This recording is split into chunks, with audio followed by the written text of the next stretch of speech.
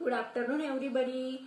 Today we are going to take our English workshop. मग मागच्या लेक्चरला आपण काय केलं होतं, लेसन कंप्लीट केलेला होता. कुठला लेसन कंप्लीट केलेला आहे, and encounter of a special kind.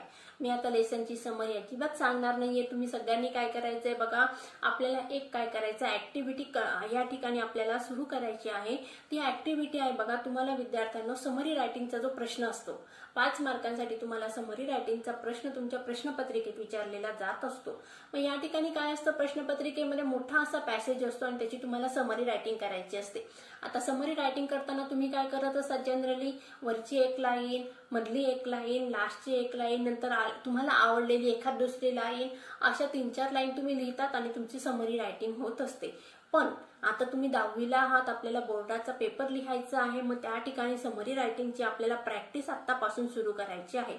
मग विद्यार्थ्यांना आज आपण एवढा मोठा लेसन जो आहे तो कंप्लीट केलेला आहे. आता बघा, मी तुम्हाला प्रत्येक लेक्चरचा सुरू होण्यापूर्वी किंवा लेक्चर सुरू झाल्यानंतर मागच्या लेक्चरमध्ये आपण काय बघितलं हे थोडक्यात मी तुम्हाला सांगत होते. मागच्या लेक्चरमध्ये आपण भले मोठे 5-6 पॅसेज बघितले असतील. मी तुम्हाला डिटेलमध्ये ते सांगते का नाही, कारण डिटेलमध्ये आपण ते पूर्वीच बघितलेले असतात. मग आता आपल्याला काय करायचं आहे, समरी रायटिंगची प्रॅक्टिस करायची आहे. ह्या प्रॅक्टिससाठी तुम्ही काय करायचंय, प्रत्येकाने एक वही करायची आहे आणि जे पहिल्या लेसनचं पहिली पोएमचं वर्कशॉप होतं ते वहीमध्ये लिहून घ्यायचं आहे. आणि त्याचबरोबर मी तुम्हाला अप्रिसिएशनच्या नोट्स दिलेल्या आहेत, त्या नोट्स पण तुम्ही वहीमध्ये लिहून ठेवायच्या आहे. आणि नुसतं लिहून न ठेवता अप्रिसिएशनच्या नोट्स तुम्ही आतापासून पाठ करायला सुरुवात करा. कारण बघा, 5 मार्क अतिशय फ्रीमध्ये मिळणार आहे. जर तुम्ही व्यवस्थित ते 5 मार्कांसाठी रिलेटेड सगळे पॉइंट्स कंप्लीट केले तर तुम्हाला 5 मार्क आरामात मिळतील. आपल्याला स्कोरिंग करण्यासाठी अप्रिसिएशन मध्ये 5 पैकी 5 मार्क मिळवणे गरजेचे आहेत. आणि त्याचबरोबर मग आता आपल्याला हळूहळू रायटिंग सेक्शन मधील प्रश्नांचे पण प्रिपरेशन करायचंय. लेसन कंप्लीट करत असतानाच आपल्याला रायटिंग सेक्शन मधील पण प्रश्नांचं प्रिपेअर करायचं आहे. येते का नीट लक्षात? मग त्यातला जो एक प्रश्न आहे समरी रायटिंग, त्याचं प्रिपेअर आपल्याला आजपासून सुरू करायचं आहे. त्याचं प्रिपरेशन कसं करायचं, मग आजपासून काय करायचं आहे, लेसन कंप्लीट झाल्यानंतर प्रत्येकाने इंग्लिशमध्ये येते का लक्षात, मराठीमध्ये नाही, आपल्याला समरी रायटिंगचा प्रश्न इंग्रजीमध्येच लिहायचा आहे. तिच्यामुळे तुम्हाला ज्या भाषेमध्ये येईल सोपे इंग्लिश वर्ड या ठिकाणी तुम्ही कलेक्ट करा किंवा आठवा आणि त्या शब्दांच्या माध्यमातून तुम्हाला समरी रायटिंग करायची आहे. समरी रायटिंग लिहा. आलं लक्षात? प्रत्येकाने आपल्या वहीमध्ये समरी रायटिंग कंप्लीट करून ठेवायची आहे. येतंय सगळ्यांना लक्षात? हा तुमचा आजपासूनचा होमवर्क कंपल्सरी असणार आहे. आले लक्षात? चला मग आता आपल्याला इंग्लिश वर्कशॉप बघायचं आहे. State whether you agree or disagree with the following statements. Justify your choice with the proper reason. पहिलं बघूया. The compound where the writer was living rich in nature's bounty. काय म्हटलंय बघा, द कंपाऊंड, ज्या ठिकाणी writer ज्या एरियामध्ये राहत होता त्या ठिकाणी रिच म्हणजे काय, पैसा असणे, समृद्ध असणे. मात्र त्या ठिकाणी पैसा म्हणजे पैशाशी रिलेटेड अर्थ घ्यायचा आहे का, तर नाही, नैसर्गिक समृद्धता भरपूर होती. मग उत्तर कसं आहे, बरोबर आहे. स्टेटमेंट कसं आहे, राईट आहे. दुसरं बघूया. Holidays provide us an opportunity to read various magazines and story books. Correct आहे. स्टेटमेंट पण कसं आहे, करेक्ट आहे. तिसरं स्टेटमेंट बघूया. The narrator made a mistake by saving the baby langur. Statement कसं आहे, रॉंग आहे. नरेटरने मिस्टेक केली का, नाही. मग या ठिकाणी काय लिहायचं तुम्ही, narrator successfully save the baby langur. परत एकदा सांगते, उत्तर काय लिहायचंय, narrator successfully save the baby langur. D बघूया. Animal cannot convey emotions. हे स्टेटमेंट कसं आहे, रॉंग आहे. Animals also convey emotions through eyes. Okay. E बघूया. The narrator was 55 years old when this incident occurred. Wrong statement आहे हे. Narrator 55 इयर्सचे होते का, नाही. काय सांगितलंय बघा रायटरने, की मी 75 वर्षांचा आता झालेलो आहे आणि 55 वर्षाचे म्हणजे 55 वर्षापूर्वी घडलेला मला हा प्रसंग आठवत आहे. म्हणून हे स्टेटमेंट कसं आहे, रॉंग आहे. पुढचा प्रश्न बघूया. Match the phrases given in group A with their meanings in group B. आता या ठिकाणी आपल्याला काय करायचंय, मॅचिंग करायची आहे. एक ग्रुपमधलं पहिलं स्टेटमेंट वाचते मी. To be the part and parcel of. या सगळ्या काय आहेत बघा, फ्रेजेस आहेत. विद्यार्थ्यांना मी तुम्हाला लेक्चर घेत असताना किंवा लेसन शिकवत असताना सांगितलेलं होतं की तुम्हाला प्रश्नपत्रिकेमध्ये एखादी फ्रेज या पूर्ण टेक्स्टबुकवर रिलेटेड एखादी फ्रेज विचारली जाऊ शकते. मग त्या ठिकाणी तुम्हाला आत्तापासून या जे काही फ्रेजेस आहेत त्याचा अर्थ तुम्ही लक्षात घ्या, समजून घ्या आणि पाठ करा. जे तुम्हाला शक्य असेल ती गोष्ट तुम्हाला करायची आहे की जेणेकरून आपल्याला 2 मार्क, फ्रेजेसशी रिलेटेड जो प्रश्न आहे तो परीक्षेला आल्यानंतर त्याचे 2 मार्क आपल्याला मिळवायचेच आहेत. आले लक्षात? मग बघा, पहिल्या फ्रेज आहे त्याचा अर्थ लिहून घ्या सगळ्यांनी.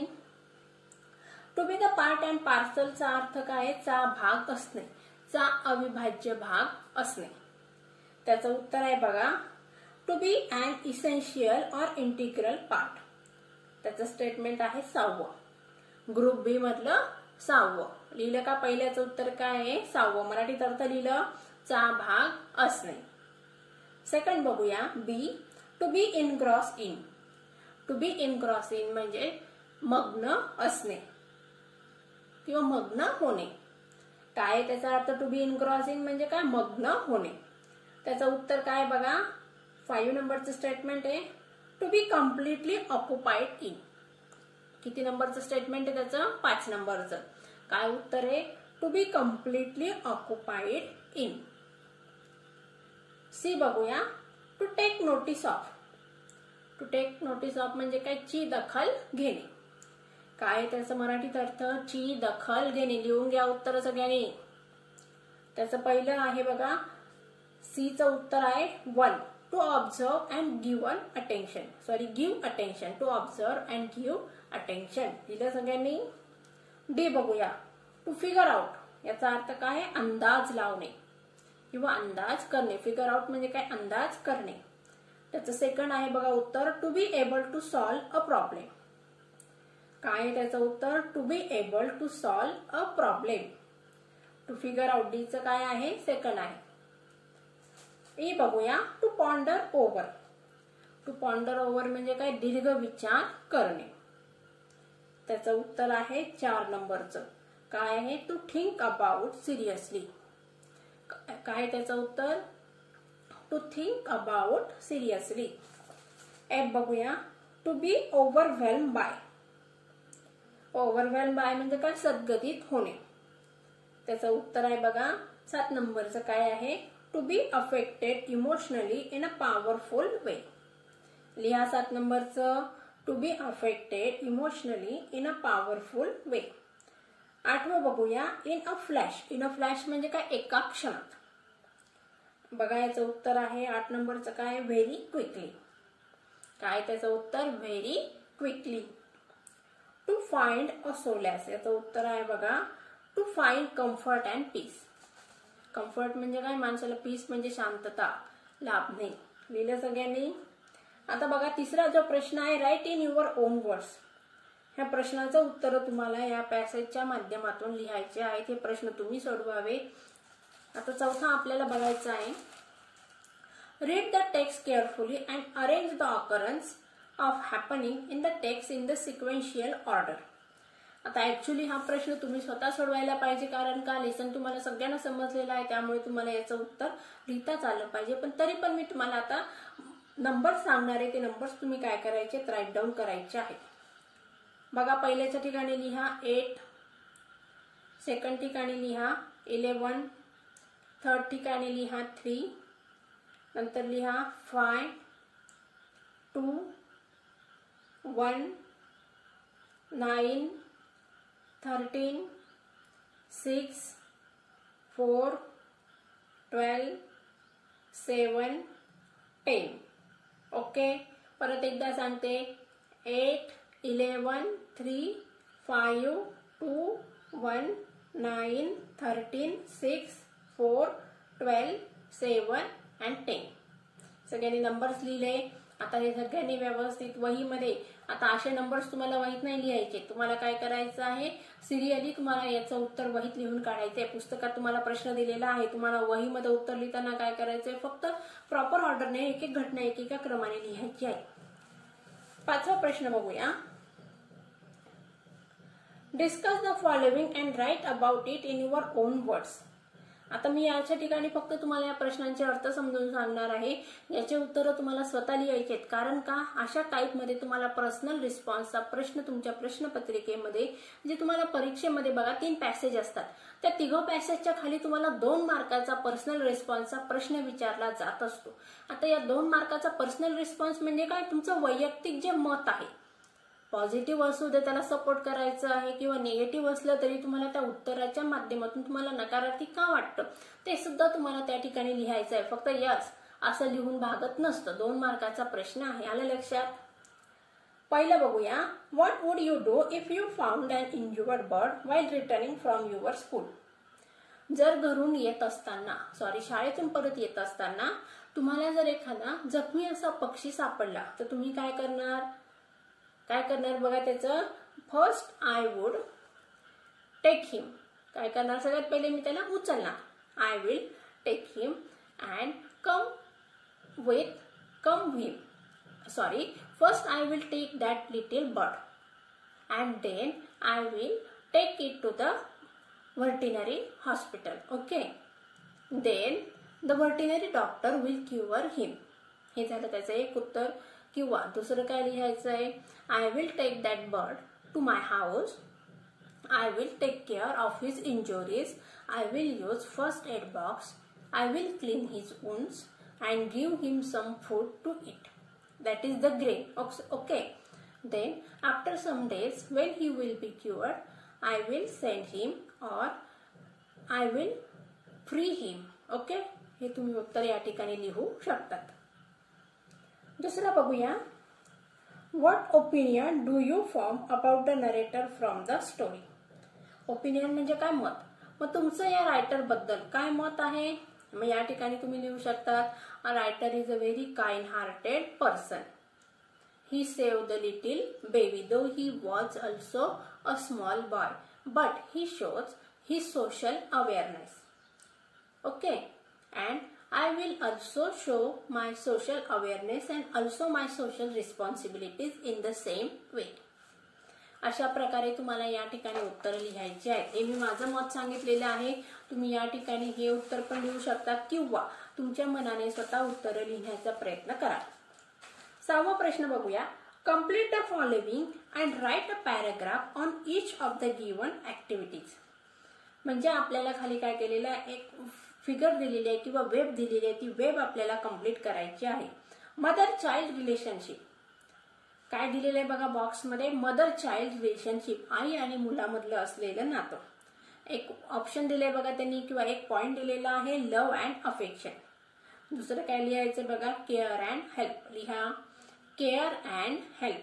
तिसरं लिहा फ्रेंडशिप. पुढचं लिहा ट्रस्ट. आणि शेवटचं लिहा कम्युनिकेशन. परत एकदा सांगते, पहिलं दिलंय लव्ह अँड अफेक्शन, नंतर आपल्याला काय लिहायचं, care and help, friendship, trust and last one is communication. Second बघूया. सेकंड वेब काय आहे, injured animal how will you help. जखमी पक्षाला तुम्ही कशी मदत करणार. बघा काय लिहायचं, मग या ठिकाणी प्रोव्हाइड वॉटर अँड फूड हे उत्तर दिलेले आपल्याला. मग आपण लिहायचंय provide medical treatment, clean his wound, provide him shelter or house, take care of him. Okay. लिहिलं सगळ्यांनी बघा, provide him medical treatment, clean his wound. पुन्हा काय लिहिलं सांगितलं मी, टेक केअर ऑफ हिम. आता पुढचा प्रश्न बघायचा आपल्याला. Work in pairs and make as many words as you can using the letters in the word encounter. हा प्रश्न तुमचा पहिले 9वीच्या याच्यामध्ये झालेला आहे. परत एकदा मी तुम्हाला रिमाइंड करून देत आहे. आता एन्काउंटर हा एक मोठा शब्द आहे, त्याच्याशी रिलेटेड तुम्हाला छोटे छोटे शब्द बनवायचे आहेत. बघा नीट लक्ष द्या सगळ्यांनी इथं.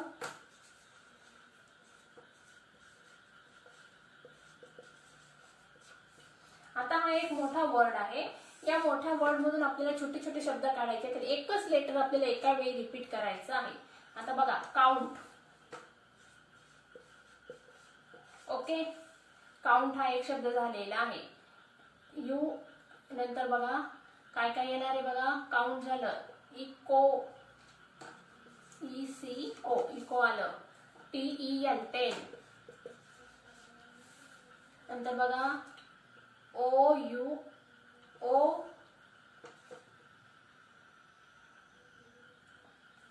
बघा, काउंट लिहिलं, इको लिहिलं, 10 लिहिलं. हा प्रश्न मी तुमचा घेतलेला आहे. अशा प्रकारे तुम्हाला काय करायचं आहे, वेगवेगळे शब्द लिहायचे. या ठिकाणी तुम्ही काउंटर पण आहे पण एक शब्द घेऊ शकता. Okay, etcetera. अशा प्रकारे तुम्हाला हा प्रश्न सॉल्व्ह करायचा आहे. या ठिकाणी बघा काय दिले त्यांनी, 10 दिलेला आहे, टूर दिलेला आहे, एंटर दिलेलं आहे. 10 लिहिलं आपण, टूर लिहूया आणि एंटर.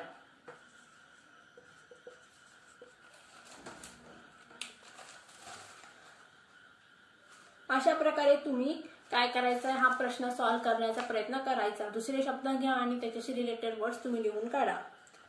8वं बघूया, translate the following proverbs in English.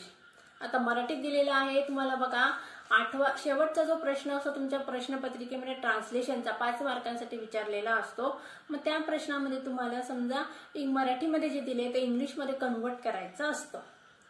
मग आता यातलं दिलंय बघा, पहिलं, जनसेवा हीच ईश्वर सेवा. माणसावर केलेली, माणसाला दाखवलेली सेवा किंवा माणसासाठी केलेली मदत ही काय, देवाचीच केलेली मदत आहे. मग लिहा या ठिकाणी इंग्रजीमध्ये, service to man is service to God. काय लिहायचं आहे, service to man is service to God. पेरावे तसे उगवते. लिहा या ठिकाणी, as you sow you shall reap. As you sow you shall reap. Okay. 9वा प्रश्न बघूया, write a paragraph and give a appropriate title to it. Use the following points. आता या ठिकाणी बघा काही पॉइंट्स दिलेले आहेत. आता या पॉइंट्सचा वापर करून तुम्हाला काय करायचं, एक पॅसेज लिहून काढायचा आहे. Birds and animals, loyal, serve us, kindness, honest, compassion, love and affection, our best friend, perfection and security, do not hurt और डिस्ट्रॉय अस, लोनलीनेस अवॉइडेड. म्हणजे या ठिकाणी तुमच्या घरी एखादा पेट डॉग असेल किंवा पेट ॲनिमल असेल त्याच्याशी रिलेटेड तुम्हाला हे पॉइंट्स काय करायचे, डेव्हलप करायचे आहेत. आलं लक्षात. छान त्यांना टायटल द्यायचं आणि या पॉइंट्सच्या मदतीने तुम्हाला एक पॅसेज लिहून काढायचं आहे. 10वा प्रश्न बघायचा आहे, complete the remaining blocks determining the types of news. News म्हणजे काय, बातम्या. आता तुम्ही जर न्यूजपेपर वाचत असणार तर न्यूजपेपरमध्ये फक्त एकच बातमी येत असते का, नाही. तर वेगवेगळ्या विषयाशी रिलेटेड वेगवेगळ्या बातम्या तुम्हाला न्यूजपेपरमध्ये वाचण्यात येत असतात. मग आता या वेगवेगळ्या बातम्या कुठल्या कुठल्या रिलेटेड असतात टॉपिकशी, तर पहिलं दिलंय बघा त्यांनी बिझनेस, सेकंड दिलेलं आहे स्पोर्ट्स, नंतर एज्युकेशन, नंतर इकॉनॉमिक्स, एंटरटेनमेंट, पॉलिटिकल. आलेल्या लक्षात काय काय लिहायचं आहे, लिहा. Economic, political, educational, entertainment. लिहिलं सगळ्यांनी. आता बघा, template for the news report. आता न्यूज रिपोर्ट कसा लिहायचा आहे, आपण ज्यावेळेस रायटिंग स्किल शिकणार आहोत त्यावेळेस आपण हा प्रश्न कव्हर करायचा आहे. आता या ठिकाणी बघा पुढचा जो बी आहे, read the following headlines and write the deadlines. हा सुद्धा आपण ज्यावेळेस न्यूज रिपोर्टिंग कसं करायचं आहे त्यावेळेस मी तुम्हाला हा प्रश्न डिटेलमध्ये शिकवणार.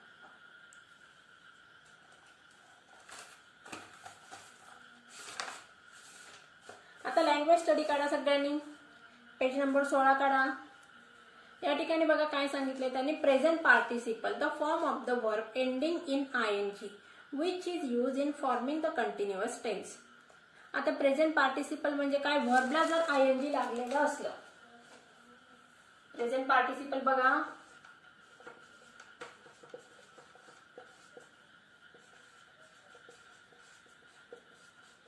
कसं बनतं present participle, verb plus ING.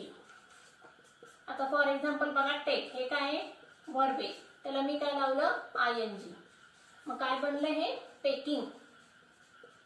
मग हे काय झालं, प्रेझेंट पार्टिसिपल. मग याला काय म्हणायचं, प्रेझेंट पार्टिसिपल. आलं लक्षात.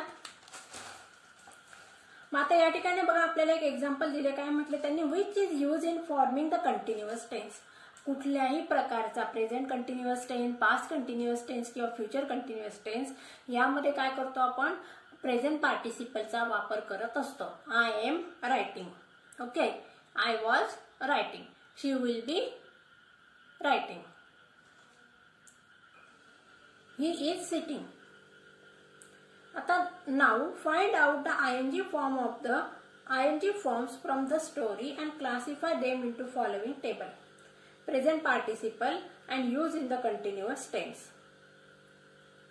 आता या ठिकाणी प्रेझेंट पार्टिसिपल्सचे एक्झाम्पल्स तुम्हाला शोधायचे आहेत आणि त्याच्याशी रिलेटेड जे वाक्य आहेत ते तुम्हाला या ठिकाणी दुसऱ्या याच्यामध्ये घेऊन काढायचे आहेत.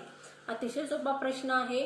प्रेझेंट पार्टिसिपल म्हणजे काय? मग व्हर्बला जर आयएनजी लागलेलं असेल कंटिन्युअस टेन्स मध्ये आपण प्रेझेंट पार्टिसिपलचा वापर करत असतो.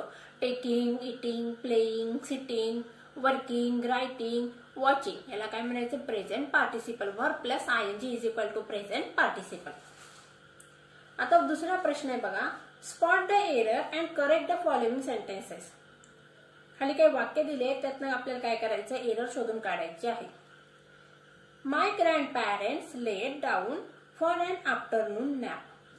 म्हणजे दुपारच्या झोपेसाठी माझे पॅरेंट्स झोपलेले होते. मग या ठिकाणी लेटच्या ऐवजी काय घ्यायचं? ले. लेट काय करायचं? काढून टाकायचं आणि त्याच्याऐवजी काय लिहायचं आहे? ले. सेकंड बघूया. A stranger were knocking at our door. काय म्हटलंय रायटरने? सब्जेक्ट काय आहे? स्ट्रेंजर. आता स्ट्रेंजर्स म्हटलंय का? नाही.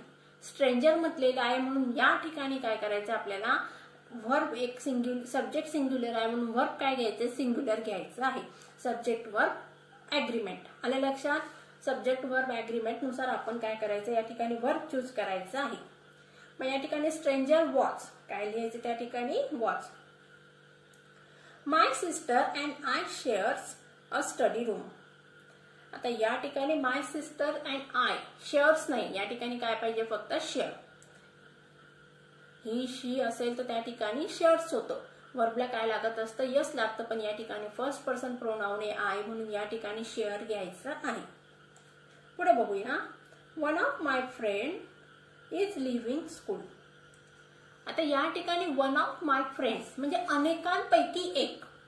म्हणजे मला भरपूर मित्र आहेत आणि त्यातला एक म्हणून वन ऑफ माय फ्रेंड्स म्हणून या ठिकाणी फ्रेंड्स लागणार आहे. फ्रेंडला काय लागणार आहे? यस लागणार आहे. प्लुरल फॉर्म होणार आहे. मला एकच मित्र आहे का? नाही. काय वाक्य आहे बघा? वन ऑफ माय फ्रेंड्स म्हणजे अनेक मित्रांपैकी असलेला एक मित्र म्हणून या ठिकाणी फ्रेंडच्या ऐवजी काय घ्यायचंय? फ्रेंड्स घ्यायचं आहे. शेवटचं वाक्य. A flock of birds were flying overhead. आता या ठिकाणी बघा फ्लॉक ऑफ बर्ड्स हे काय कलेक्टिव्ह नाउन आहे? त्या ठिकाणी आपण 1 2 3 4 असं काउंट करत असतो का? नाही. पक्ष्यांचा थवा म्हणून या ठिकाणी वेअर हे व्हर्ब न घेता या ठिकाणी काय घ्यायचं? आपल्याला व्हर्ब काय घ्यायचं? वॉच घ्यायचं आहे.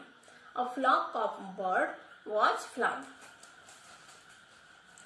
सगळ्यांनी उत्तर लिहिले का? तिसरं बघूया. Rewrite the sentences as per instruction given along with. पहिलं वाक्य बघा. I took the baby langur to our backyard. मी काय केलं? बेबी लंगूरला बॅकयार्ड म्हणजे काय? मागच्या अंगणात घेऊन गेलो. मग ते या ठिकाणी काय करायचंय? Rewrite the sentence into past perfect tense. आता या ठिकाणी बघा मी तुम्हाला याचे उत्तर सांगणार नाहीये. कारण का? आपण टेन्सचा व्यवस्थित अभ्यास केलेला आहे आणि त्याच्यानुसार तुम्हाला मी टेन्सचं स्ट्रक्चर लिहून दिलेलं आहे. त्या टेन्सच्या स्ट्रक्चरनुसार तुम्हाला हे वाक्य काय करायचे? कन्व्हर्ट करायचे आहेत. तरी पण तुम्हाला जर काही प्रॉब्लेम असेल तर आपण काय करूया? टेन्सचं जे स्ट्रक्चर आहे ते परत मी तुम्हाला एकदा समजावून सांगेल. पण मागच्या वर्षाचा जो बॅकअप आहे, तुमचा जो मागच्या वर्षाचा अभ्यास झालेला आहे त्यानुसार तुम्ही हा प्रश्न सॉल्व्ह करावा अशी माझी इच्छा आहे आणि तुम्ही तो सॉल्व्ह करणार हे मला माहित आहे. आल्या लक्षात विद्यार्थ्यांनो?